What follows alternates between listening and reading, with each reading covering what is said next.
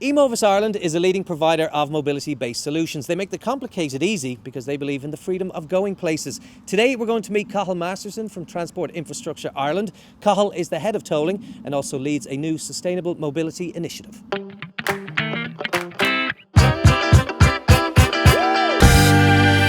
The term mobility, which in my mind, up until very recently, meant something completely different. What does it mean in terms of transport? Yeah, it's a good question. So mobility wasn't that widely used in transport up to maybe 3, 4, 5 years ago. Now you see it everywhere. And you kind of think, well, where did that come from? So in the old days, transport meant moving people and goods. We kind of got that. And it's kind of all about the vehicles and all about the systems. But mobility has started to come more to the fore in the last, 4 or 5 years because it's about the people. And you don't need vehicles to move people. You can walk, you can get on a bike, and really it's a sort of a more customer-focused term, you know. So the way I explain it to people who ask me, I say, look, transport's more about vehicles and systems. Mobility's more about people and moving people. Okay. And is there more of a shift or more of a focus on mobility and the people now, as well as the transport side of it? Yeah, the people side of it's huge. And this is where it's kind of moved away from the traditional engineering in transport, even though that's hugely important, you know. But understanding how people move, understanding where they want to go, how they want to travel. Like if you don't do that, you can't get them out of their cars, you can't move them to public transport. And also we realise we can't keep building transport and investing in transport infrastructure. A lot of people can walk, they can cycle, you know, so a lot of countries have really well developed cycling infrastructure. Ireland are playing catch up in that. So a lot of the focus then on mobility is we don't need to build our way out of this situation we have. Let's just provide more bike infrastructure, or let's just make sure our cities are more walkable. And do we have acceptable infrastructure in place to allow for that at the moment? No, we're lagging behind at the moment. So if you look at the sort of percentages of people who cycle in our cities, they're behind where some of the other cities have got better infrastructure, particularly like the Scandinavian cities, Copenhagen, the Dutch cities and that. So, but we have made big strides in the past 10 years, and there's far more cyclists on the streets now than there was, but our infrastructure isn't that good. So quite often you'll see cyclists sharing bus lanes with buses. You know, in other countries what they do is they provide you with segregated cycleways, and we do have some of them in Ireland now, but really we're putting more and more investment into that as we go forward. So we're kind of, I guess we're 1/3 of the way where we need to be. And what part are the TII playing? You have the new Sustainable Mobility Initiative. Can you tell me about that? Sure. So I guess cycling comes into transport infrastructure Ireland in a number of different ways and how we deal with it. So I suppose interfacing with our public transport with the Luas and with the new Metrolink that we're building, how will cyclists interface with that? You know, how did they interface with the Luas lines? You know, have we designed those tracks and those platforms, those stations with cyclists in mind, and with walking in mind. But also we're responsible for the national road network. If you think of the secondary road network and how that connects the whole island together, we're trying to put more cycling facilities onto that secondary network. But that's quite a recent thing. It's probably only the last 4 or 5 years we've been focusing on that. So really what you'd hope in the next 15 or 20 years is that, and across this island, more and more people who want to cycle in a rural environment or in an urban environment can do that and feel safe doing that. So with mobility, cycling is a key aspect and one that people are keen to do more of. Yes. What other aspects are there? So I guess I spoke about walking. Walking is huge. Walking for the last mile, it doesn't suit everybody. Not everyone can do it, but ensuring again that our cities are connected up better to allow people to walk if they want to walk. You know, just encourage that. But the big changes I think in mobility are around how services are being provided to us in the future. So if you think about it today, you've got to have different types of tickets. You have to have different types of accounts if you want to park or you want to drive. Whereas mobility now is starting to wrap itself up into one type of account. We're kind of, the phrase people use is mobility as a service. So if you think about your mobile phone, you have one mobile phone account no matter where you travel. You don't have 10 or 15 different types of accounts depending on what you want to do. That's the direction transport is going in. So you'll have one type of account in the future. And from that you can access all your transport services that you want or that you need.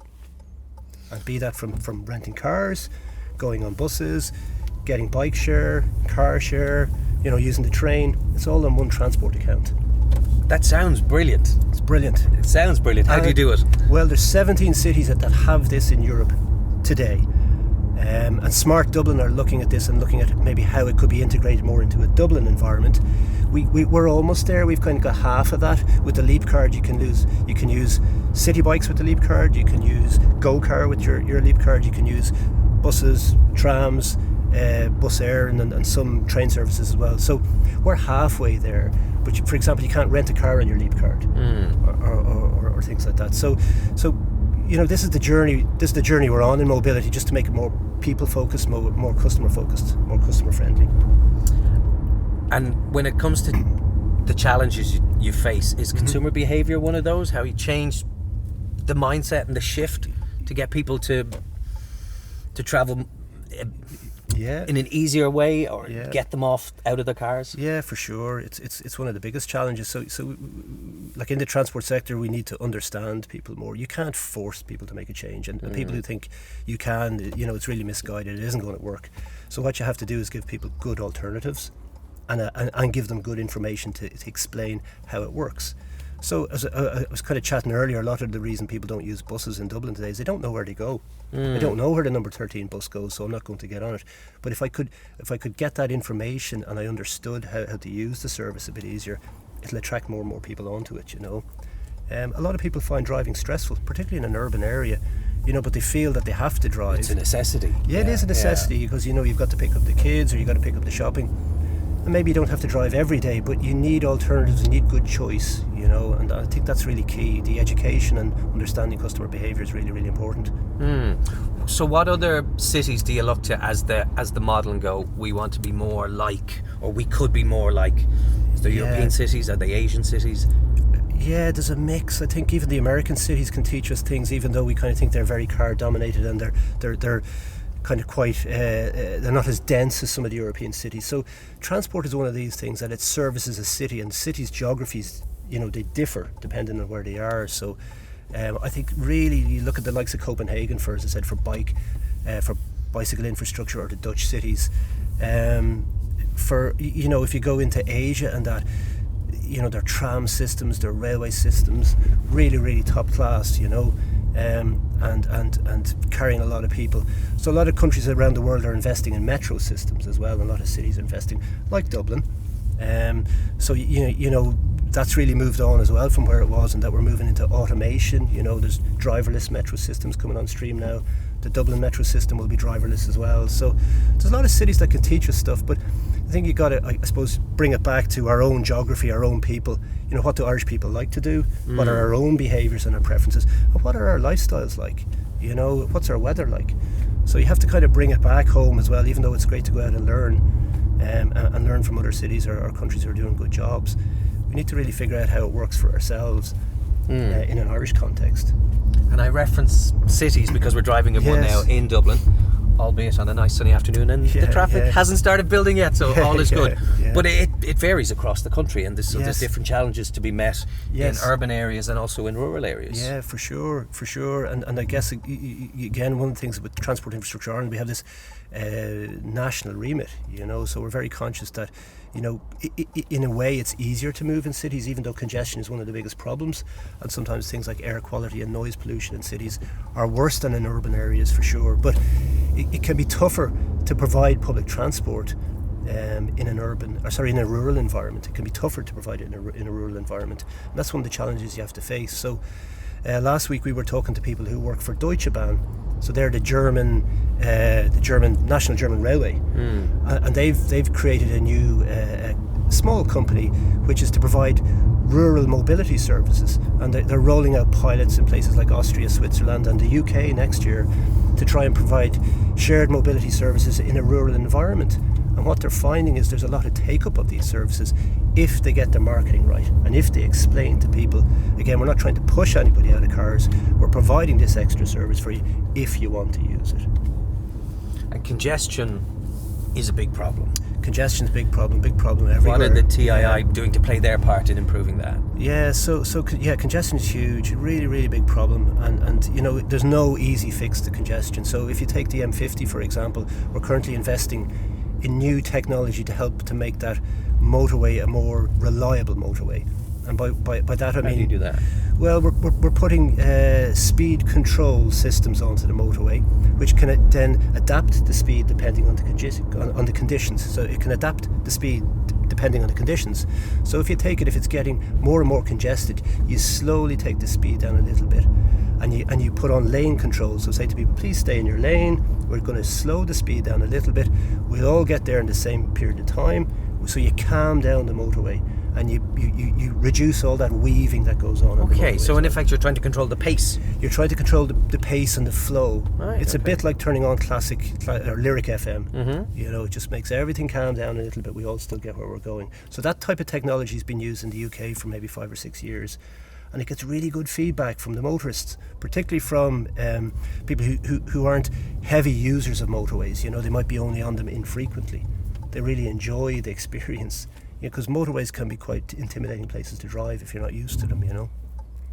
So that's the first thing we're doing on congestion. The second thing we have been looking at and trialling and piloting is ways of using tolling and charging, maybe to encourage people to take different types of trips or change their trip patterns. We're not there yet on that, but we're looking at that. Am I reading that right, that you want to maybe discourage people from using certain motorways at certain times a day, so by charging them? So you have seen it in the likes of London or Stockholm, this idea of congestion pricing. So they say, look, if you stay off that road at congested periods of time, we'll either give you an incentive, or we'll charge you a little bit more to use that road in congestion periods. So it's really designed around trying to improve the flow of that So supply and demand. And do the congestion charges work in the way they're meant to work in the likes of London? Well, I think they've been successful, yes. The thing with congestion charging is, as congestion grows, you maybe then need to increase the charges. So they're not really politically popular. So, like, one of the big congestion charging schemes that's currently in planning is in New York today, and there's a huge interest in that, because London was done probably 10-15 years ago. Stockholm was the same. So they haven't really kicked on as people would have expected in the industry, because of that sort of lack of political support, and really people saying, well, hang on, I've no other option. I need to use that road, so it's a bit unfair to penalise me. I need to be on the road in congested time. So other schemes that other initiatives that the government have been looking at are smarter travel, and really trying to encourage people to use more public transport, use more bikes. So rather than trying to price them off the roads, just give them more options and more alternatives. Changing the time you start work, for example. A lot of countries are playing around with that. Do we all need to be in work for 9 a.m. every morning, and create that rush hour? Maybe we need to stagger that, and talk to employers about that as well. So that requires a lot of people buying into one or something very similar in terms of an idea of where we want to go. Yes. How challenging is that for you in the TII and various other stakeholders? Yeah, so it's huge. I think if you fast forward 15 years, there's a huge need for transport agencies and stakeholders to collaborate much more than we do today. So if you think of the old days, we all did our own thing. A lot of that was around providing services, providing infrastructure.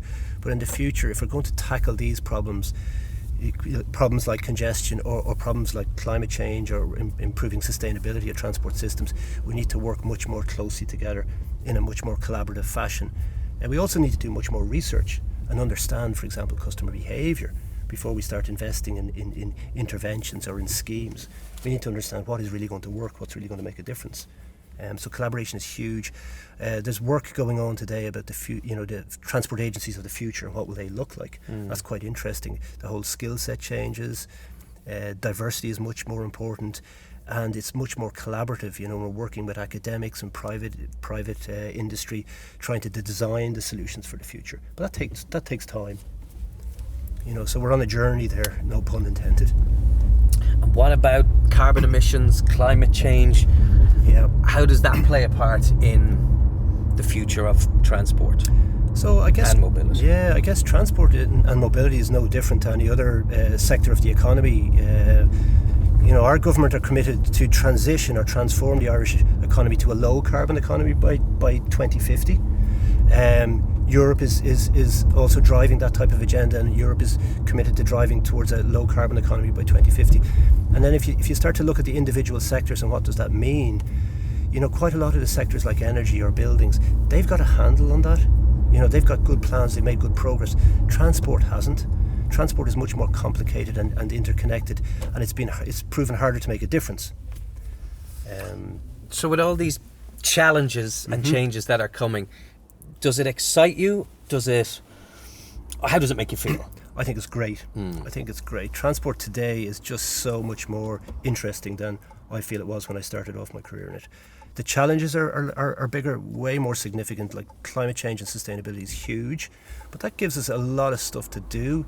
It's really, really interesting, a lot more different types of agencies to work with, different types of partners to work with.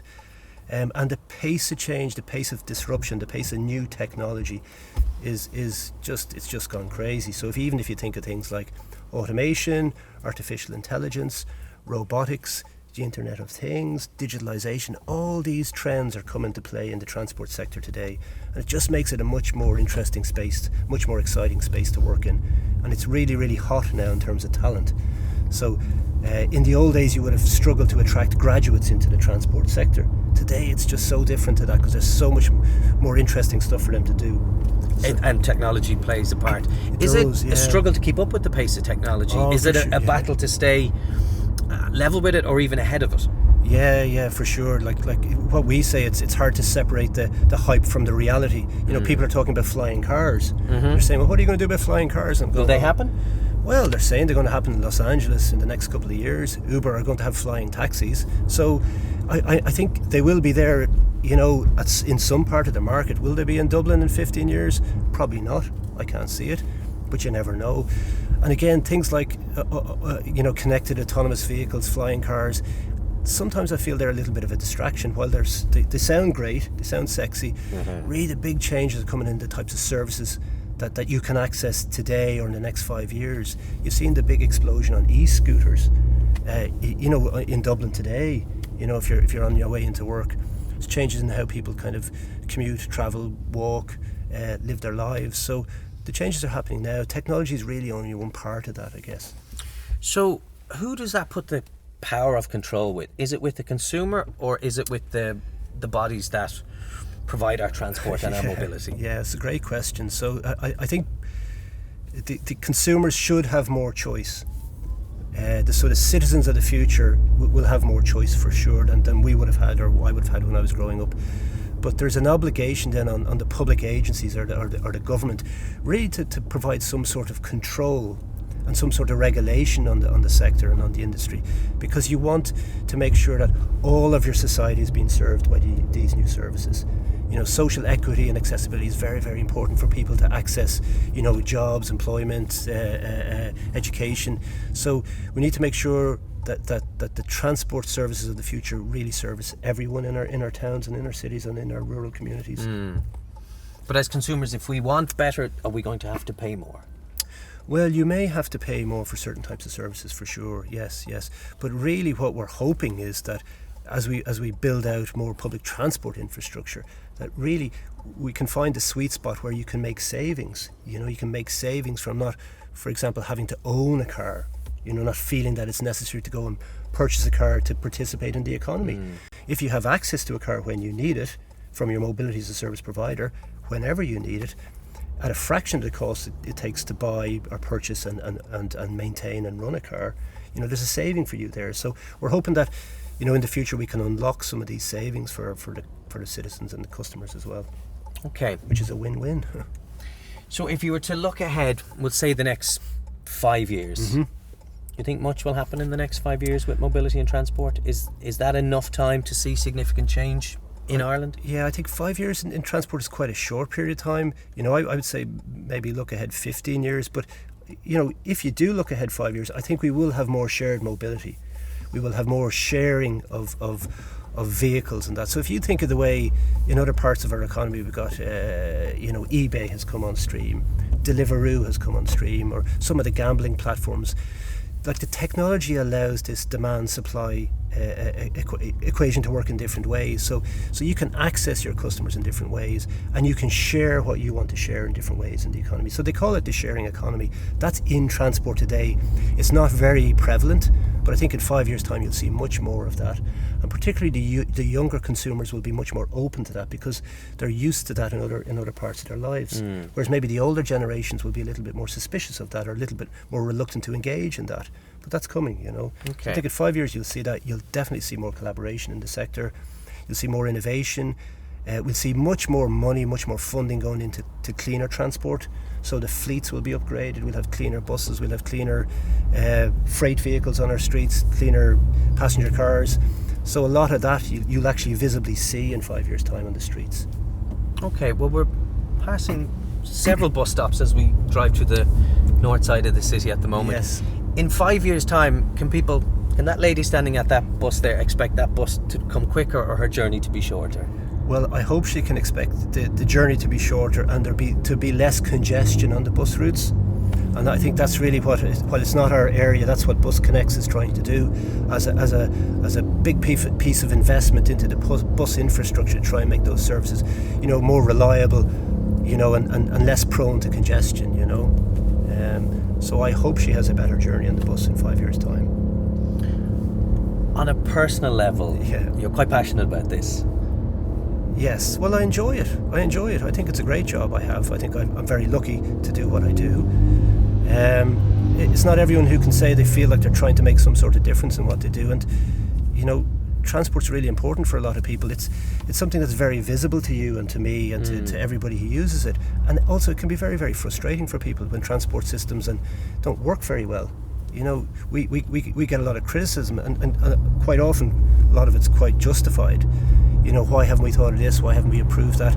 The reality is it's a slow process to change, you know, and to invest in new schemes like metros, you know, they take 15, 20, 30 years sometimes to bring to fruition, you know. Do you find the scale of it overwhelming?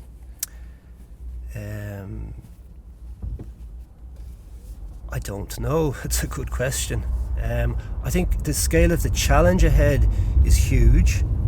I think the challenge to clean up transport and move to a low carbon economy is huge. And I think there's a couple of things we need to put in place for that to happen. Firstly, we need funding, and we need a lot of funding. You know, we need to be talking 10, 15 billion euros over the next 10 to 15 years to invest in that space. And I think we need more people in the industry as well. Okay, so the industry needs to grow. Yeah. That funding obviously all can't come from the public coffers, so you're talking about private investment. That's right, yeah. And there's a lot of private capital interested in working in this space. You know, obviously they see a business case in it for themselves. So there's a lot of private money coming into transport, you know, particularly on the technology side of things. So it's I suppose our job is to make sure that continues to flow. And there's a lot of finance coming into sustainability and into green energy and green transport projects. Okay. So the investment community are keen to fund sustainable projects and sustainable development, as opposed to maybe perhaps what they were funding going back over the last, you know, 10, 15 years. There's a shift going on in the financial industry as well, which hopefully will benefit us. Okay. Let me ask you a random blue skies thinking question. Yeah. If Elon Musk, we picked him up now, and he said, "Hey man, here's my checkbook, here's my big piggy bank. Yeah. You can have as much money as you want and you can do one thing right now." Right. What would it be? Well, I would take 15 billion off him if I was able to. He can afford it. Okay, great. Yeah, okay, 15 billion from Elon Musk. What are we doing with it? And we're going to decarbonise transport in Ireland with that money. We're going to focus in on doing that. And we're going to start with the freight sector and give those guys as much help and as much money as they need to do that. To invest in alternative fuel like hydrogen, like electrification where it's needed, and zero carbon fuel, and try and really push mobility as a service to give people a choice from having to own a car if they don't particularly want to own a car. And it has to start with? I feel I would like it to start in the freight sector. Freight is one of those areas that needs a lot of help and a lot of support, I feel. You know, they're trying to do the right thing, but they work on low margins. You know, making profit is tough for them. You know, really, we need to help them out in this space. Okay. Where's Elon Musk when we need him? Well, yeah. Let me ask you about the government and what role they play in this, and how public and private partnership can can make this work, and I guess the challenges that are faced there. So, I mean, the role of government is huge, like in terms of trying to set the policy and, you know, setting that ambitious climate action plan up to 2050. That's really important. But then people need to come in and fill in the gaps around that. Like, how do you get there? And that's people like myself and my colleagues and colleagues in other agencies. Like, that's our job to start to get things moving. The private sector are really, really keen to get involved in this as well, you know. And so we have this concept in Ireland, and we've used it quite successfully, of bringing private money into public infrastructure, you know, on some of the motorway network when we were constructing that back in the noughties. We got a lot of private capital in. You can get private money in to kind of help with your train fleets, you know, so you don't need to purchase everything with money up front. You can lease, so someone else can buy the trains, and government agencies like ourselves can lease those back. So there's different ways to inject private finance into the public space, you know, and it's not just in transport, it's happening in all sorts of areas, you know. So like the convention centre down the river there, that's a public-private financed initiative. So both parties put money up onto that, and then has a business case to generate a return and pay off the debt on that. So there's lots of different ways of doing that, I guess. And we can see that the European Investment Bank is really, really keen now to put money into sustainable transport schemes, and help, particularly around bus fleets, tram fleets, Lewis fleets, and that, and try and kind of get them, you know, cleaner, greener, more efficient. How much of a challenge is it dealing with the existing infrastructure of the city that we're in? Say now Dublin, we're sitting right on the River Liffey. We know the quays are only so wide. And we know there's so many cars and buses travelling on them every day, and generally always quite busy. So dealing with what you have, and trying to make it better, how difficult is that? As opposed to just starting afresh and building a brand new living space. Yeah, it's very tricky, and that's the reality of the situation every city finds itself in. You have to deal with what you have, you know. So we have these shared spaces, we have these tight streets in certain areas, you know. There's only so much you can do with that. Really what people are now focusing on is land use, and focusing on reducing the need to travel in the first place. So if we can increase the densities of our cities in a good way, and do that in a sustainable way, you can reduce the need for people to travel. You can reduce the car trips and bus trips and tram trips. So one of the big philosophies that the UN are pushing in one of their sustainable development goals around sustainable transport is avoiding the need to travel or for transport in the first place. You know, and that's through good planning and through good land use planning. So really what we need to do is make sure transport agencies, land use planning agencies are working more closely together to try and, you know, create that future together.